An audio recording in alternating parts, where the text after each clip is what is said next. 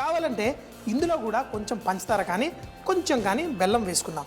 మరీ ఎక్కువ ఉండకూడదు, అది చాలా కొంచెం, అంటే రైస్లో ఒక మంచి సువాసన తీసుకురావడం కోసమే అందులో కొంచెం వేసుకుంటాం. అది తీయదనాన్ని ఫుల్గా ఇవ్వదు, లైట్గా, అంటే ఏదో కొంచెం మంచిగా తాకుతుంది. అది ఆ తీపి ఉల్లిపాయ నుంచి వచ్చిందో ఎందులో నుంచి వచ్చిందో అర్థం కాకుండా ఉంటుంది. ఇప్పుడు మూత పెట్టేసి కొంచెం ఒక 2 నిమిషాలు కుక్ చేసుకుందాం.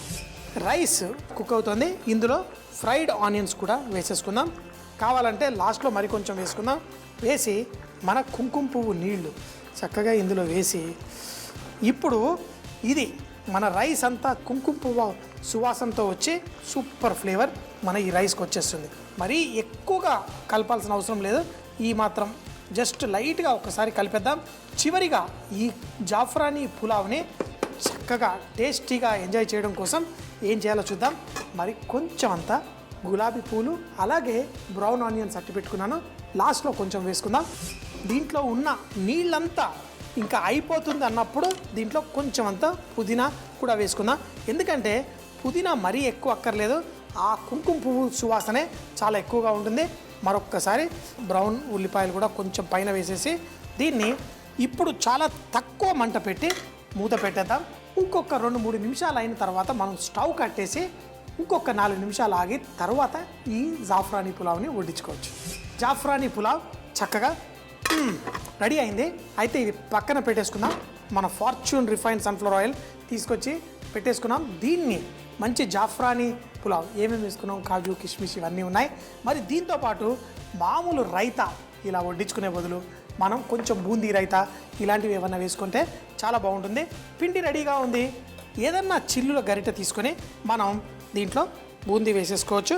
ఇళ్లల్లో కూడా బూందీ చేసుకోవడం ఎంతో సింపుల్. కొంచెం అంతా మనం ఇలాంటి చిల్లుల గరిట ఉంటే మనకి బోల్డ్ అంత బూందీ వచ్చేస్తుంది. ఇప్పుడు ఈ బూందీని కరకరలాడిచ్చేసి మన రైతాలో వేసేసుకుందాం. ఆహా, మన జాఫ్రానీ పులావ్ తోటి చక్కగా వేసుకుందాం. అయితే గులాబీ పూలతో మనం చేసుకున్న దీంట్లో కావాలంటే మీరు దానిమ్మ గింజలు ఎర్రగా ఉన్నవి కూడా మనం వేసుకోవచ్చు. బూందీ చక్కగా ఫ్రై అవనిద్దాం, కొంచెం అంత ఎర్ర రంగు వచ్చేంత వరకు. ఈ లోపల మన జాఫ్రానీ పులావ్ కూడా చక్కగా రెడీగా అయింది. ముఖ్యంగా మనం ఆ దావత్ బాస్మతి రైస్ ఏదైతే వాడుకున్నామో దానివల్ల దీనికి మంచి టేస్ట్ కూడా వస్తుంది. మనం చేసుకున్న ఈ బూందీ రైతా రెడీగా ఉంది. ఉప్పు అన్నీ వేసేసుకున్నాం.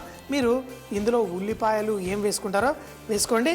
తర్వాత ఈ బూందీ మన రైతాలో వేసి, ఈ రైతాలో వేసిన దీన్ని కొంచెంగా ఇలా కలిపేశారనుకోండి, ఈ రైతా చిక్కకు కూడా అవుతుంది, తినేటప్పుడు మంచి టేస్ట్ ఇస్తుంది. సో రైతా ఇటు పక్కన పెట్టుకుందాం. మరి కొంచెం ఈ బూందీని మన జాఫ్రానీ పులావ్ పైన వేసి వడ్డించేసుకుందాం. ఈ పులావ్ చేసిన వెంటనే ఈ రైస్ని మనం ఇలా కొంచెం సేపు రెస్ట్ ఇవ్వాలి. ఇప్పుడు కింద మనం ఎంతో పర్ఫెక్ట్గా, ముఖ్యంగా దీంట్లో వచ్చే సువాసన మన కుంకుమ పువ్వు సువాసన. దీంట్లో బోల్డ్ అన్ని మన బాదాం పప్పు, కిష్మిష్ అన్నీ ఉన్నాయి. దీంతోపాటు మీకు కావలసిన కూరలు ఏమన్నా చేసుకోండి. అమ్మా, అలాంటి వాళ్ళది నిజమైన ప్రేమ కాదు, అది వ్యామోహం. ఎగ్జాక్ట్లీ చిన్నత్త, నిజంగా ప్రేమించుకున్న వాళ్ళు అలా చేయరు. ఎంత మనసు విరిగిపోతే కన్న కూతుర్ని పట్టుకొని మా దృష్టిలో చచ్చిపోయా ఉంటుందా తల్లి? అది సరే అమ్మా, తన కూతురుతో తన మాట అనేటప్పుడు ఆమె మాటల్లో వ్యథ, కళ్ళల్లో బాధ గమనించావమ్మా? పెద్దబాబుకు బర్త్డే విషెస్ చెప్పు కూడా వెళ్ళాం కదా. ఊరికే ఎలా కాలిపోతుంది? మంట పెడితేనో పడితేనో తగలబడుతుంది.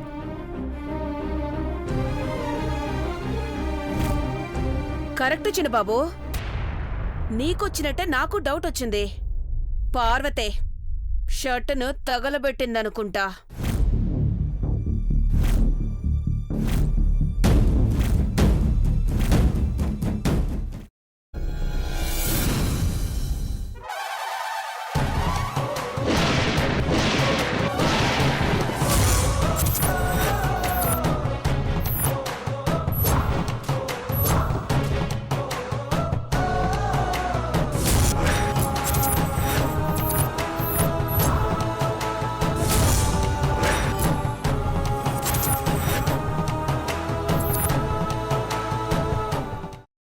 వేయించుకున్న తర్వాత పొట్టు తీసేసి చాప్ చేసి పక్కన పెట్టుకోవాలి.